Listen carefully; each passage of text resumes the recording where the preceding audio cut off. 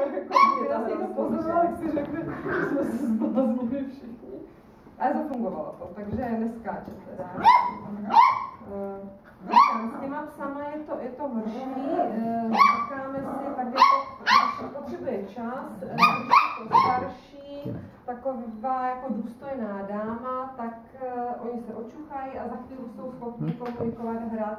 Jak jsou tyhle prudký pohyby, tak je z toho taková, tak to ještě, myslela jsem si, že to dneska teda bude lepší, vzhledem k tomu, jak se chová třeba venku k těm starším psům, tak jsme měli takový pocit, jako, že už máme vyhráno.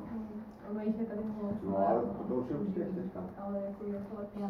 Protože minule byla jenom zalezlá. Minule byla jenom zalezlá, ke konci vylezla trošku z začátku. A potom ale s Čájem tam docela jako komunikovala, ale byl sám, jo, byl jenom dva, jo. Ani. Co se štěká teda, když se štěká, a pořád štěká.